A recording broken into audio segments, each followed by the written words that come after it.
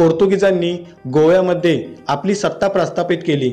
शिवाय कोकणातील वसई हे मोक्याचे केंद्र त्यांच्या ताब्यात होते।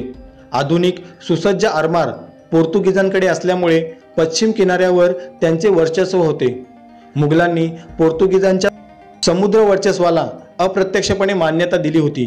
शिवरायांनी आपले आरमार उभारण्यासाठी सुरुवातीला पोर्तुगीजांचीच मदत घेतली होती, परंतु जेव्हा शिवरायांचे आरमार तुल्यबल होऊ लागले तेव्हा पोर्तुगीजांना शिवरायांच्या हेतूविषयी शंका वाटू लागली। आपले लहानसे राज्य सुरक्षित राखण्यासाठी राज्यकर्त्यांशी सलोख्याचे संबंध ठेवण्याचे पोर्तुगीजांचे धोरण होते, त्यामुळे कधीकधी त्यांना दुटप्पी वर्तन करावे लागे।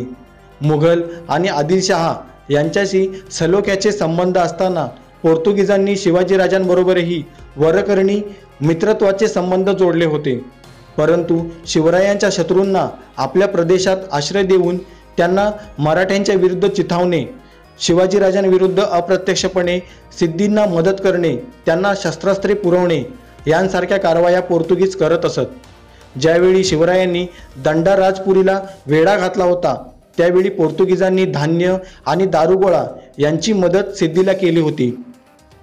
पोर्तुगीजांच्या या दुटप्पी धोरणाचा शिवरायांना चांगलाच अनुभव आलेला होता। मुळातच विदेशी व्यापाऱ्यांविषयी शिवरायांचे मत चांगले नव्हते।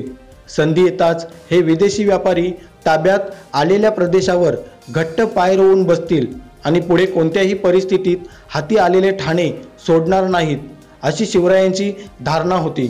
त्यामुळे पोर्तुगीजांवर शिवरायांचा अजिबात विश्वास नव्हता। तरी पण प्रसंगी पोर्तुगीजांना चुचकारून त्यांची मदत घेण्याचे राजकारणही शिवरायांना करावे लागत होते, म्हणून त्यांनी पोर्तुगीजांशी उघड शत्रुत्व कधीच स्वीकारले नाही। सुरतेची लूट स्वराज्यात आणताना पोर्तुगीजांनी शिवरायांना अप्रत्यक्ष मदत केली। 1666 मध्ये जेव्हा शिवाजी महाराज आग्र्याहून औरंगजेबाच्या कैदेतून सुटून आले तेव्हा गोव्याच्या पोर्तुगीज व्हाईसरॉयने शिवरायांची तुलना अलेक्झांडर आणि सीझर यांच्याशी केली होती आणि शिवरायांचे मनपूर्वक अभिनंदन केले होते। वरकरणी मैत्रीचा देखावा चालू असताना शिवरायांच्या विरोधकांना आश्रय देण्याचे धोरणही पोर्तुगीजांनी अंगीकारले होते। लखम सावंत, केशव नाईक, केशव प्रभू इत्यादींना आश्रय देऊन शिवरायांच्या प्रदेशावर हल्ले करण्यासाठी पोर्तुगीज त्यांना उत्तेजन देत होते। या गोष्टीची शिवरायांना विलक्षण चीड आली होती। शिवाय बारदेश या भागातील हिंदूंचे सक्तीने धर्मांतर घडवून आणण्याचा प्रयत्नही पोर्तुगीज करत होते, त्याचाही शिवरायांना राग आला होता। म्हणून नोव्हेंबर 1667 मध्ये शिवरायांनी बारदेशवर स्वारी केली। या स्वारीमध्ये मराठ्यांनी बारदेशामधील अनेक गावे लुटली। लखम सावंत, केशव नाईक हे सुरक्षित ठिकाणी पळून गेले। पोर्तुगीजांनी पराभव कबूल करून शिवरायांशी तह केला। या तहाप्रमाणे लखम सावंत आणि केशव नाईक यांना पोर्तुगीजांनी आश्रय देऊ नये असे ठरवण्यात आले आणि त्याप्रमाणे या दोन्ही देसायांना गोव्याबाहेर हाकलून देण्यात आले।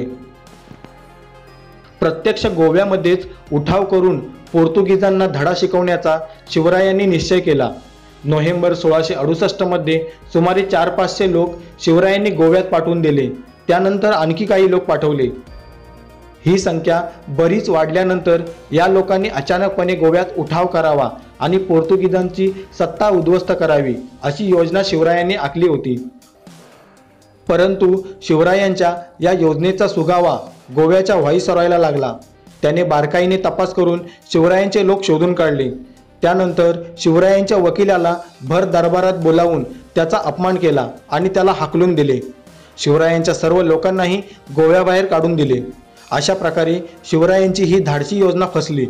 त्यानंतरही प्रत्यक्ष गोव्यावर स्वारी करण्याचा शिवरायांचा मानस होता, परंतु मुघलांबरोबर संघर्ष चालू असल्यामुळे त्यांनी सबुरीचे धोरण स्वीकारले आणि फेब्रुवारी 1670 मध्ये पोर्तुगीजांशी सलोख्याचा तह केला।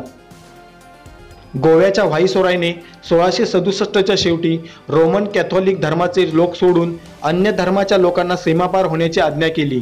ही आज्ञा कळताच महाराजांनी 6000 सैनिकांनी बारदेशावर स्वारी केली आणि पोर्तुगीजांना थरकाप सुटेल असा त्यांचा रेच उतरवला।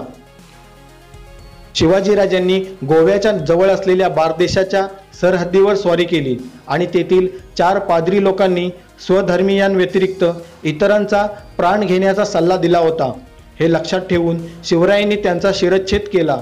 ह्यामुळे घाबरून जाऊन व्हाईसरॉयने आपला क्रूर आणि कडक हुकूम परत घेतला होता. शिवरायांनी आसपासच्या मुलकात जाळपोळ करून 150 लक्ष होनांची लूट नेली होती. फेब्रुवारी 1670 मध्ये सलोख्याचा तह झाल्यानंतर काही काळ पोर्तुगीज आणि मराठे यांच्यात कोणताही तणाव नव्हता. परंतु 1674 मध्ये शिवरायांनी रामनगरच्या कोळी राजावर स्वारी करून त्याचे राज्य आपल्या स्वराज्यात सामील करून घेतले. हा रामनगरचा कोळी राजा दमन भागात पोर्तुगीजांकडून चौथाई घेत होता. तो हक्क आपल्याला मिळावा म्हणून पोर्तुगीजांकडून शिवरायांनी मागणी केली. नाईलाजाने पोर्तुगीजांनी हा अधिकार मान्य केला. परंतु 1669 मध्ये रामनगरच्या राजाने आपला गेलेला प्रदेश मराठ्यांकडून जिंकून घेतला. तेव्हा पोर्तुगीजांनी दमनमधील चौथाईचे हक्क रामनगरच्या राजाला दिले. तेव्हापासून शिवाजी महाराज आणि पोर्तुगीज यांच्यामध्ये पुन्हा तणाव निर्माण झाला. हा तणाव पुन्हा संपलाच नाही. शिवरायांची भीती पोर्तुगीजांना शेवटपर्यंत वाटत होती. शिवरायांचा मृत्यू झाल्यावर पोर्तुगीज व्हाईसरॉयने लिहून ठेवले आहे की हे राज्य आता काळजीमुक्त झाले आहे. युद्धापेक्षा शांततेच्या काळात शिवाजी अधिक भीतीदायक होता. या वाक्यावरून पोर्तुगीज शिवरायांची दहशत बाळगून कसे होते याची चांगली कल्पना येते.